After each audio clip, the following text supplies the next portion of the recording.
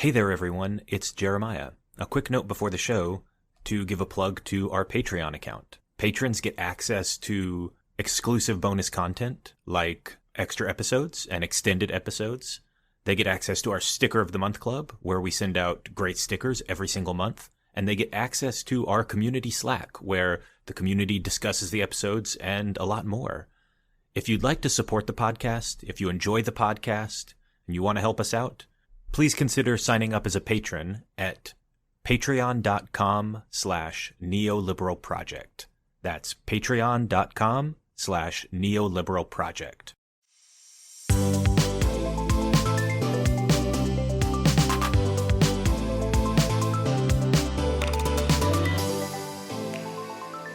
Welcome, everyone, to another episode of the Neoliberal Podcast, part of the Progressive Policy Institute. I'm your host, Jeremiah Johnson. Joining me today is Michael Mandel, who's the chief economist and vice president at the Progressive Policy Institute. And also joining us is Malena Dailey. She's the tech policy analyst at the Progressive Policy Institute. And today we're talking about the proposed regulations on big tech. They're rearing their heads again. They appeared last summer in 2021. They've reappeared in 2022. And we're going to try to break down what's happening. Why are people so mad at big tech? What is the proposed legislation? And what impact would it have? So, Malena and Mike, welcome to the show. Thanks very much for having us. Yeah, no, I'm excited to be here. Thank you. All right, so I think it would behoove us to just set the stage and talk about where are we now in this process? What was going on last summer? What was the state of those bills? And what's in the current bill? Let's set the level of where we are. So I think what was happening back last summer is there was several bills that sort of were moving through House committees that covered a variety of different issues in tech antitrust. And then the latest bill is in the Senate, is very similar to one of the House bills. It's called the American Innovation and Choice Online Act. And what it covers is self-preferencing by large tech platforms. And by self-preferencing, the idea is that it's trying to stop companies from squelching competition by treating their own products and services better than they treat others. Who are some of the relevant players here? Like, it seems like this is a more complicated story than your typical legislation. Your typical legislation is something like Democrats want to pass this, Republicans are opposed, or Republicans want to pass this and Democrats are opposed. But this one seems more complicated. This bill has bipartisan sponsorship from Amy Klobuchar and Chuck Grassley, I believe. So what are we seeing here in terms of the political alliances? It has bipartisan sponsorship and bipartisan opposition. I mean, these are weird bills because it's actually a little bit hard to figure out what people are objecting to.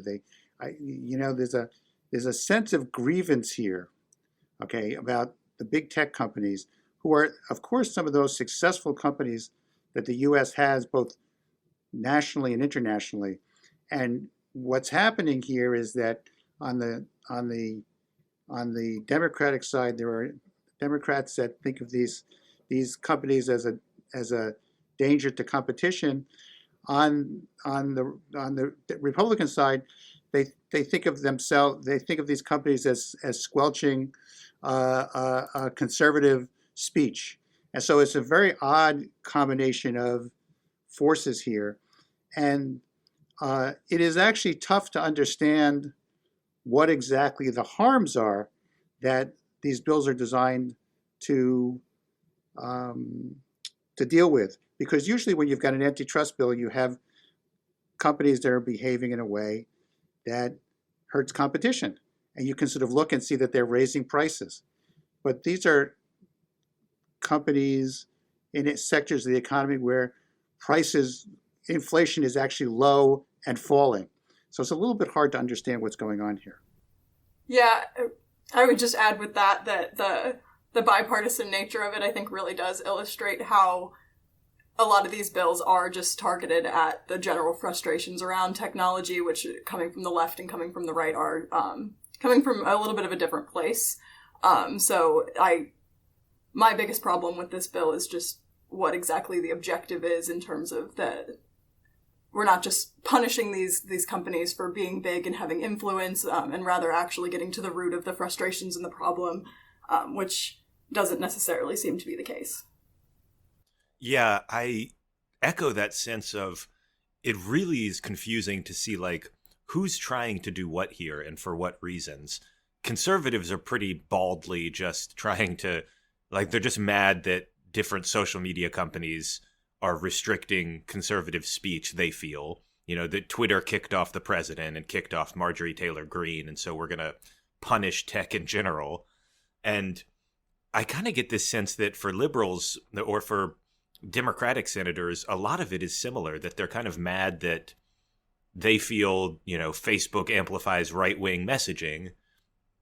And so they're just kind of lashing out in these weird ways. And there's certainly some big tech animus as well, in terms of just big is bad and we want to break up things that are big. You know, there's always that kind of anti-corporate strain. But I really feel like this is this weird coalition of different forces who are all mad at big tech companies for completely different reasons. And the bills themselves don't actually address these issues. Okay, these are not. We're not talking about content here. We're actually for example, the one that is being considered in the Senate, the American Innovation and Choice Online Act, doesn't talk about content. What it does is it sort of identifies large platform companies, and it talks about discrimination and self-preferencing, and it has very broad language. I mean, much broader than the typical antitrust bill has, and kind of sweeps up a lot of what you would consider to be normal business practice within its scope. It's very odd, sort of very broad language, very big penalties, and no real guidelines or safe harbor for what constitute good behavior. So, for example, you know, usually in antitrust, we think about consumer welfare as being an important standard that companies have to meet, and that if you show that you're improving, you know, what consumers get, that you're in pretty good shape. This bill does not have consumer welfare as a standard. It's designed to protect competitors rather than consumers. So who does this bill apply to? Because we're saying big tech in general, but it's not going to apply to every technology company, surely. How is the bill designed, and who actually is in the crosshairs here? Yeah, I think the big ones that are being discussed the most are largely like Amazon, Google, Apple in terms of the provisions, including the App Store, and then, you know, questions whether Facebook would be included as well. Would Microsoft be included in this, or are they kind of exempt? Depends on where they put the limits there. So right now they're negotiating in these bills about who actually gets covered by them, and the idea seems to be that they're going to only hit the very biggest platform companies, and that's kind of weird. I mean, it kind of seems like they're setting, you know, it has to be above this size of company, and whether that's in terms of market cap or revenue or whatever, and it has to be a platform, which is an extremely ambiguous term. That I'm sure lawyers will debate that term endlessly, right? It really seems like they are setting the limit such that the only companies that they dislike are being targeted. Like, let's deliberately set the limit such that it's only these 4 companies, and I don't know. It's very close to me to, like, let's literally just write a law and say it only applies to Apple, Google, and Amazon and Facebook. Well, and the interesting thing that comes with that, too, and something that came up a lot when the bill was in the Senate markup the other day, was that there are other companies that operate online platforms that engage in self-preferencing, like companies like Walmart or Target. They also have online retailers and online stores that are comparable to Amazon's website, but if they are engaging in the same self-preferencing practices and putting in their own store brands and things like that on their website first, they are not covered by this bill. So why is it illegal for Amazon to do so but not Walmart, you know? Well, can I ask a couple of clarifying questions there, Malena? Mm-hmm. So Tom Cotton has typically been very in favor of regulating big tech, right? Sure. And Tom Cotton is a senator from Arkansas. And where is Walmart headquartered? I'm not familiar, but I have a feeling it's Arkansas. It is Arkansas. And where is Target headquartered? Yeah, I was going to ask where Target is headquartered. Minneapolis, yeah. And wait, are there any senators from Minnesota that are relevant to this bill? No. What's also interesting, Jeremiah, is that if you sort of look at job creation by tech by state, Minnesota and Iowa actually come out fairly low, and so you said there's another piece of self-interest there as well.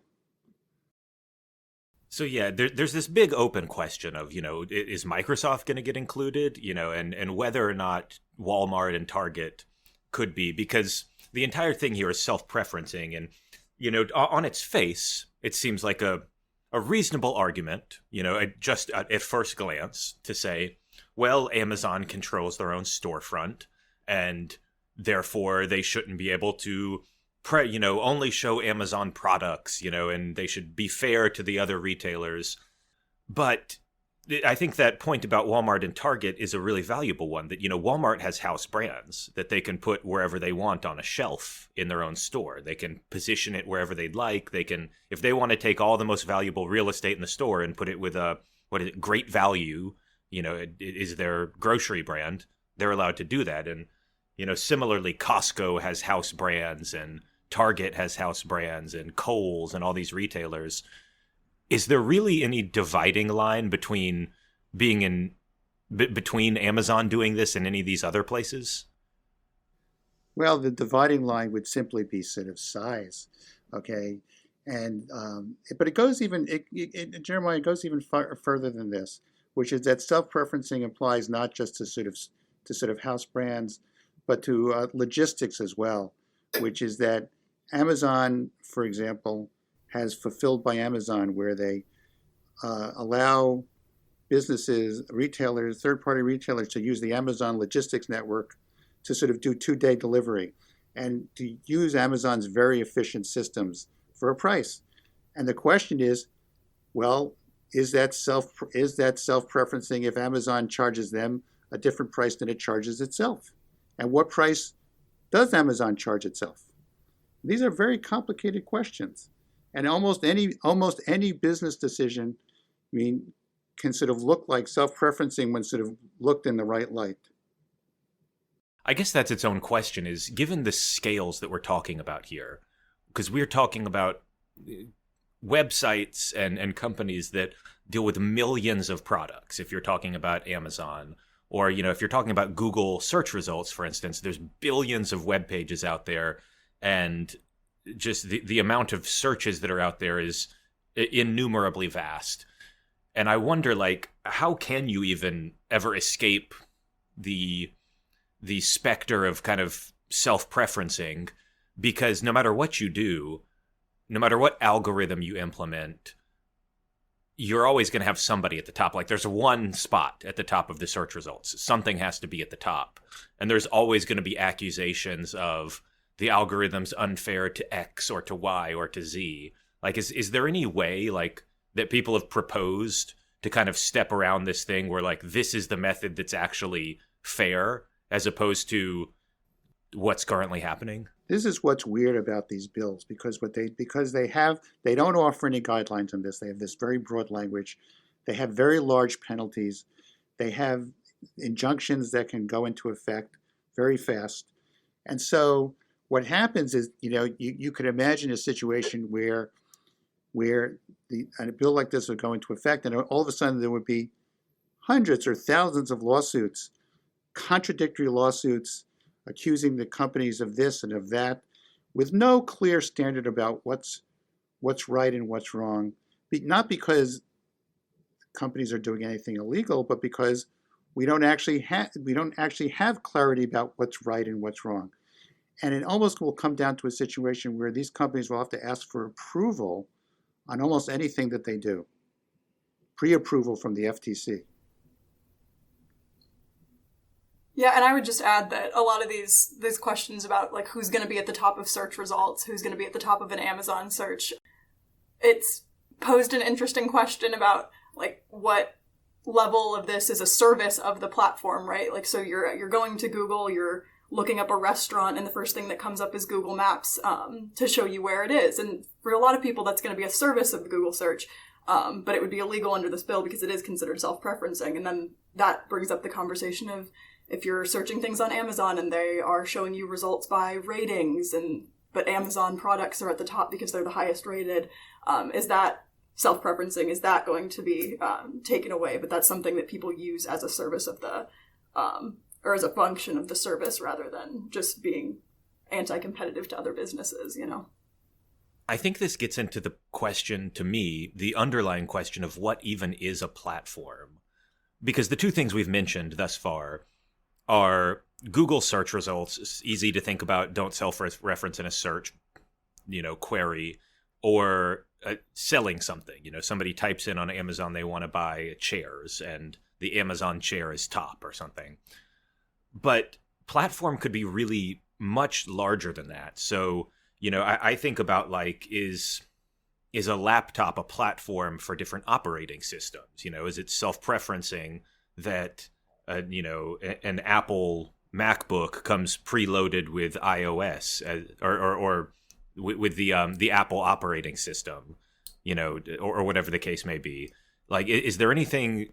Do you guys worry about the broadness of what a platform is under this? Well, one question is, if somebody sells you a smartphone, are they allowed to preload apps on it? Are they allowed to preload third-party apps? Well, which third-party apps? Are they allowed to preload their own apps? And then are they allowed to preload the operating system?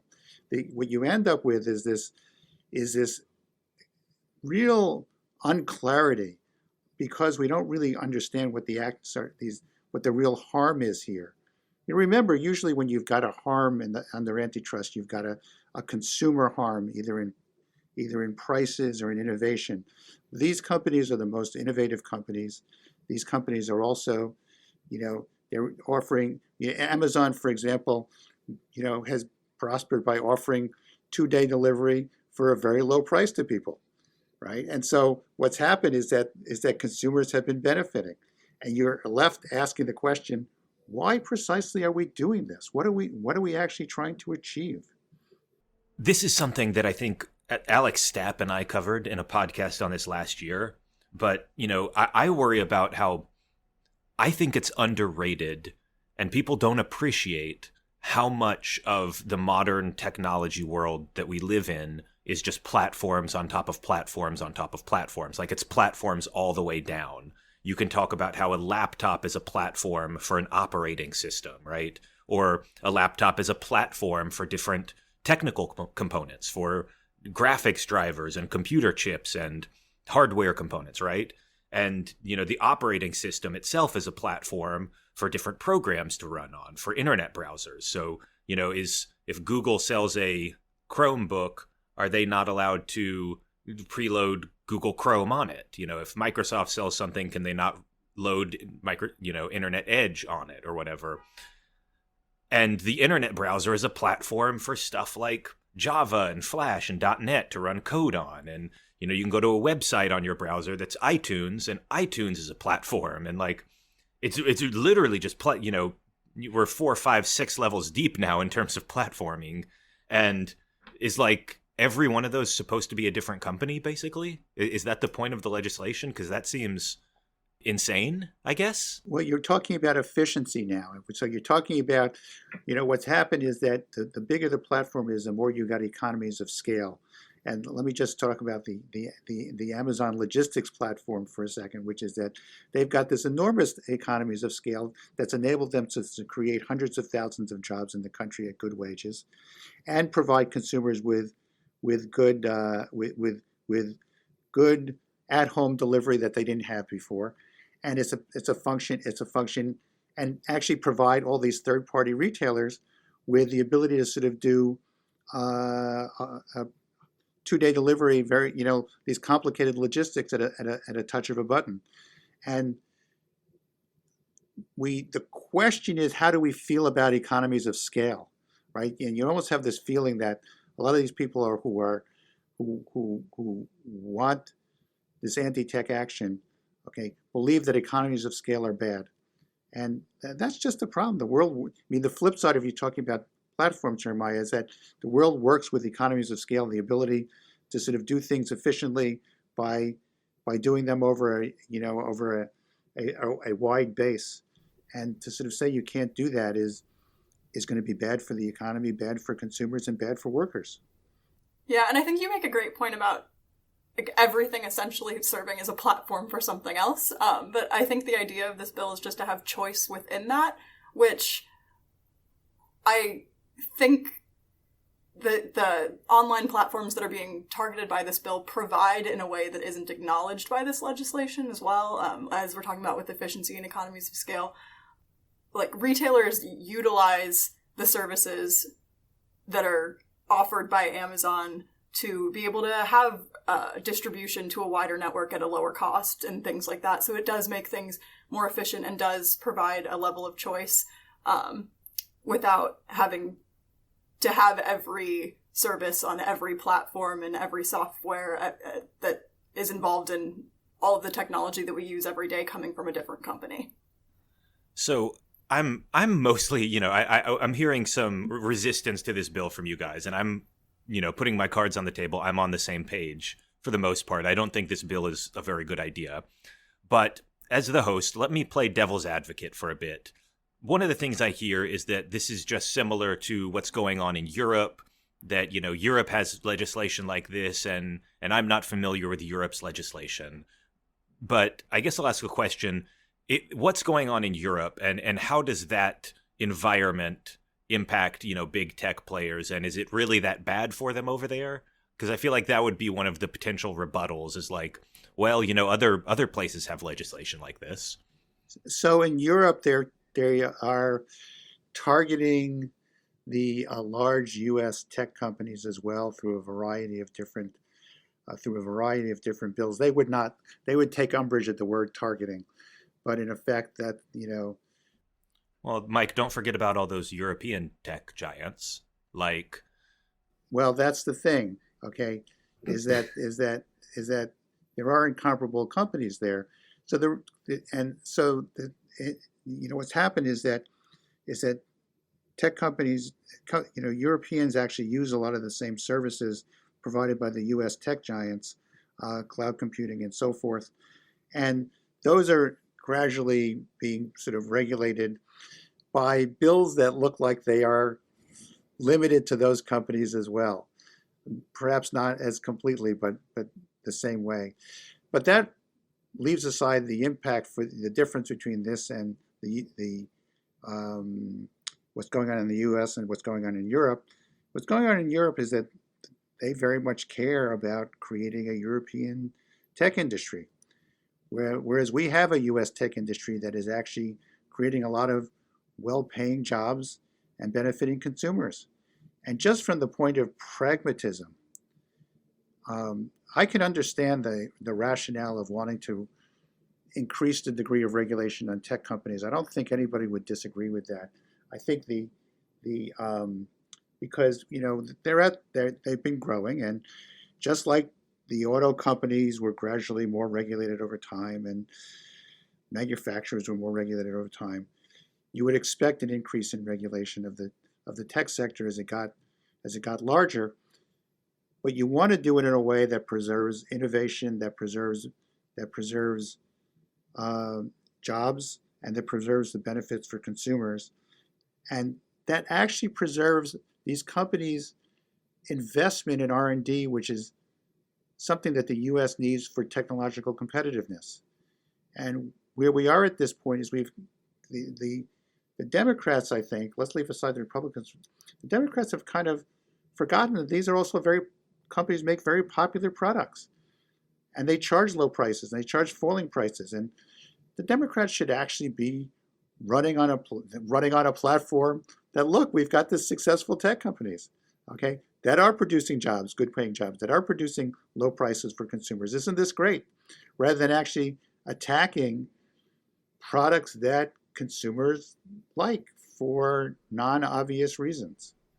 Yeah, it seems very interesting that when you think of a monopolist, typically you think of somebody who has cornered a market in a classic economic sense. They own 90% of the market and they use it to charge really high prices and refuse to innovate, right? They own all the markets, so why would they have to change anything? And I'm just going to charge you high prices for my crappy product because it's the only one there. That's kind of the classic story. And sure, it's not the only story, but that's the one we normally think of.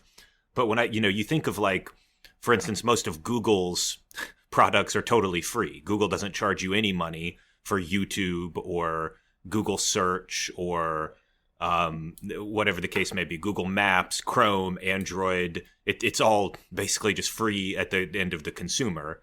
Likewise, Amazon is known as being cheaper than anyone else, if anything, rather than more expensive. Facebook is obviously free to use at point of sale. Apple is perhaps the only one that is known for kind of charging a premium for like a premium product, but for the most part, this doesn't seem like a price discrimination story. That is absolutely right. That's why they have to. That's why the people who oppose tech actually have to pass new bills, because classic antitrust, seems to say basically that highly innovative companies that did not engage in anti-competitive practices, that charge low prices. When you look at, for example, online advertising, the price of online advertising has dropped at a much faster rate than print advertising, and has actually benefited small companies for that reason. And so you look at the benefits to society, and you're really left saying, what are these folks really guilty of? Now, I'm not saying that we shouldn't regulate them. I mean, I think of the regulatory model that I like is the big stick theory, which is you offer regulators bigger sticks to hit the companies on the head and make sure they don't accidentally roll over smaller companies. I think that's a very reasonable thing to do, to sort of watch them, to make sure that they behave well. But to sort of have these real, there should be a consumer welfare standard. There should be a sense that if consumers are benefiting and workers are benefiting, that this is a good thing and it should be continued. Yeah, and a lot of the antitrust conversation with this bill and with the bills over the summer, I just think are missing a lot of the aspect of how is this impacting the consumer. Like these companies aren't like raising prices. A lot of these services are for free, and they are things that people use every day and enjoy. But that being said, consumers have a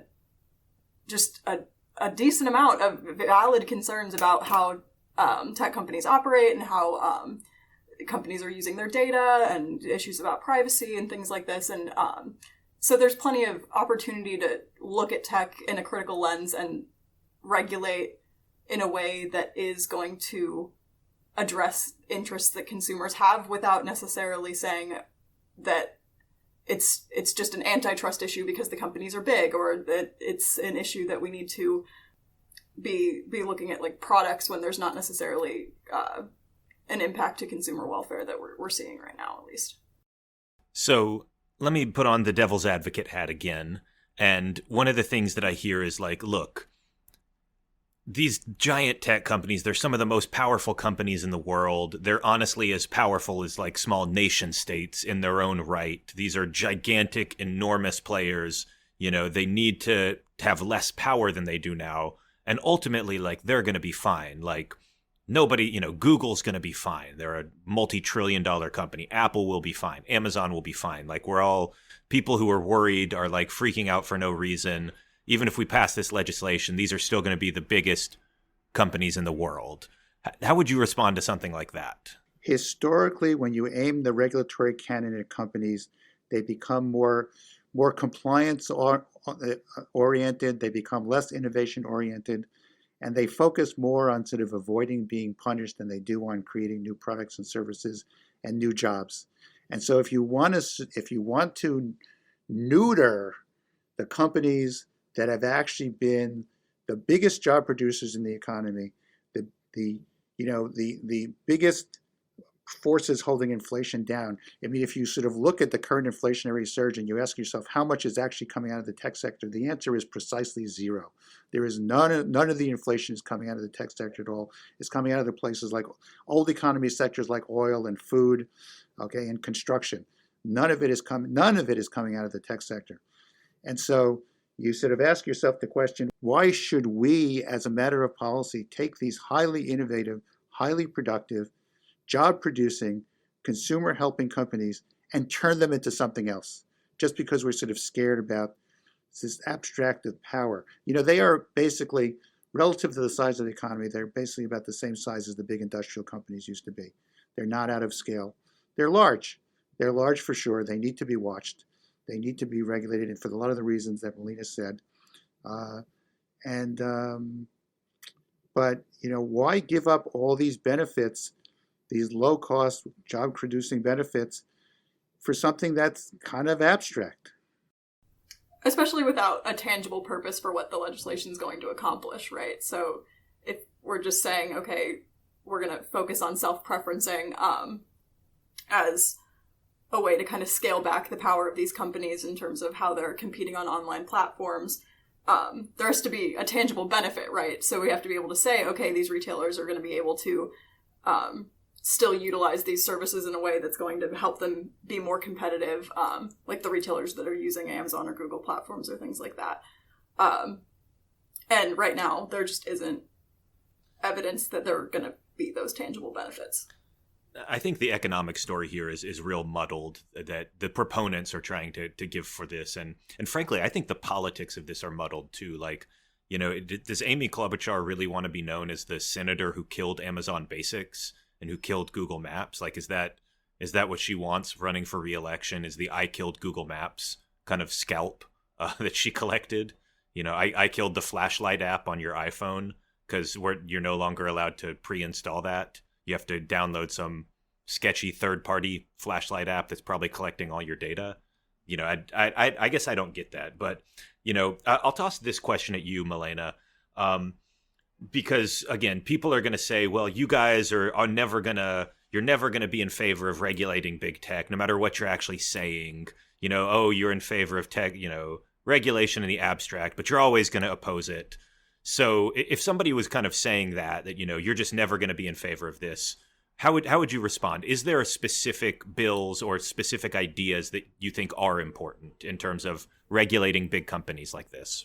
Yeah, I think a lot of the frustration that people have that is abstract about tech comes from the idea that tech companies like have too much power over our lives, or they're just these massive entities that are just control too much of society in general. And I think that a lot of that comes from a lack of transparency about both like data usage and privacy. And I think that if people had a better idea, specifically in my opinion, about just transparency of how companies are using their data and transparency about how these big companies are like operating both for businesses and for just individual users, that people would be less afraid of just these large companies and more willing to engage with them and kind of just take control over how they use technology instead of just saying, okay, that this is a bad force for society, right? So, like, you hear these stories about how these companies are selling your data. You hear these stories about, you know, targeted advertising, things like that. And that's scary for people because they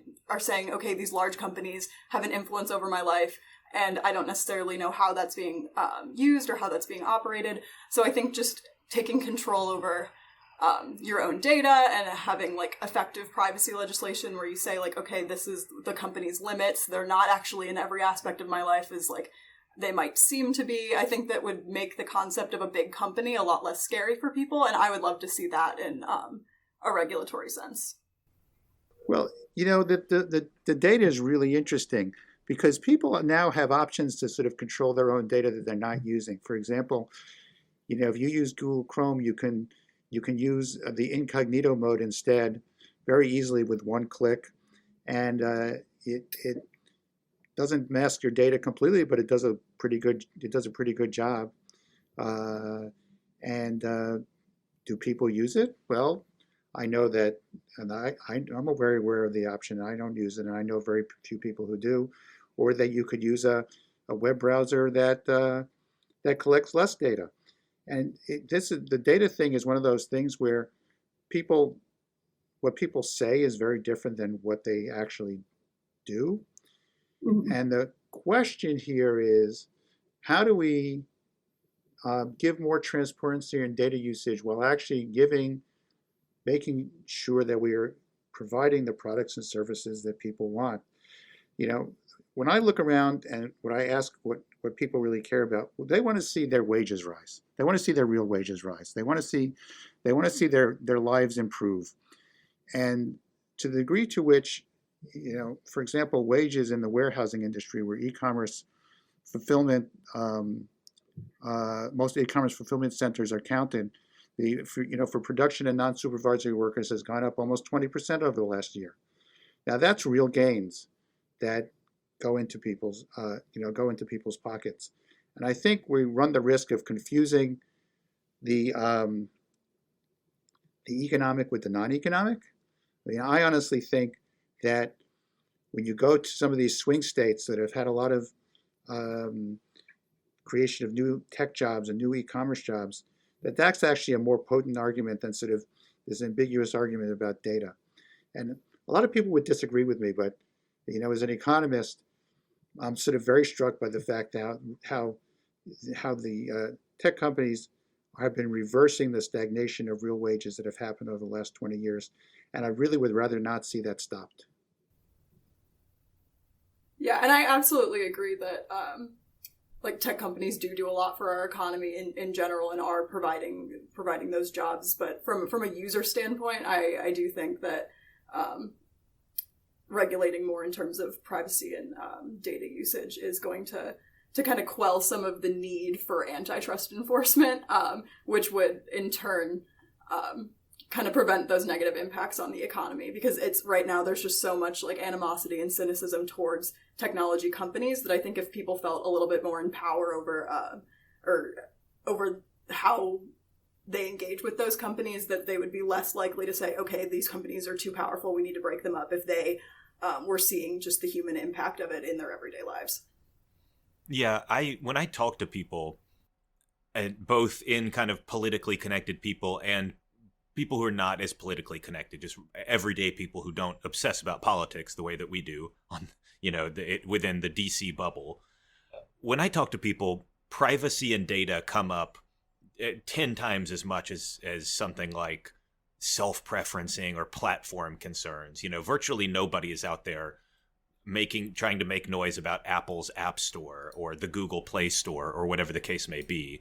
But I hear people frequently talk about data being tracked and privacy, and regardless of whether or not, it's a good idea to regulate those things, maybe it is, maybe it isn't, but it certainly seems to be a much more real voter concern that people are legitimately, they would like to see something happen. I almost think of it in a way that it's like people want to be controlled, in a sense, like they're making choices they're not super happy with, because objectively people are giving away their data all the time.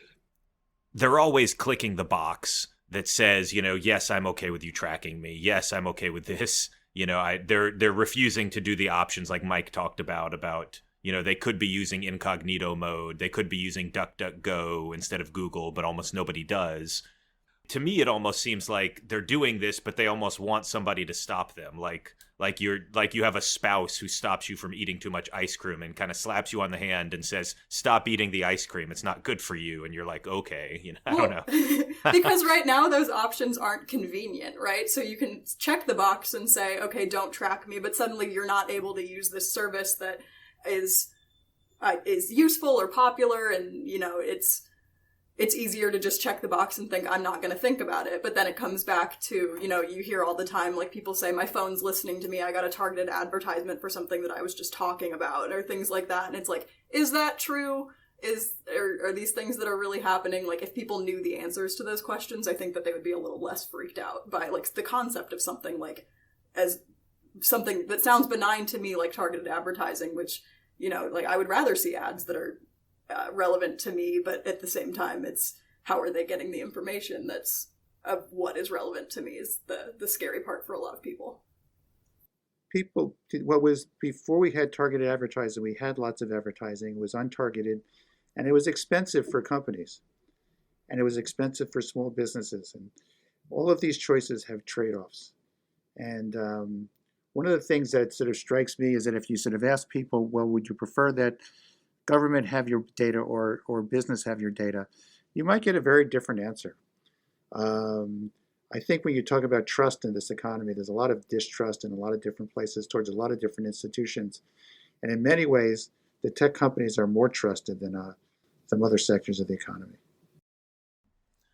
I think that's true. I mean, you look at least some of the tech companies, I think places like Amazon and Google tend to have really, really high approval ratings. If you look at like these big polls that they ask, what is your opinion of different things? And they'll ask about like Congress and the military and the police and, your public library and Amazon and other big companies. Amazon and Google tend to have really good ratings. I think Facebook tends to have really bad ratings. Nobody's very happy with them right now, but be that as it may, a lot of people really, really like the stuff that they're using. So it's an interesting question.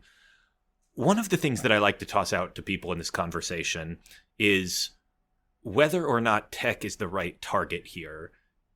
Do you think that the United States could benefit from more antitrust action in general, taking big tech out of the equation? Do you think that there are other areas of the economy that could benefit from more scrutiny or more antitrust action, even breaking up companies, things like that? Are there places that you would target, or is this all kind of, just a bad idea? Sure. I think that if you look around the economy, there's been a lot of places where there's been a lot of mergers.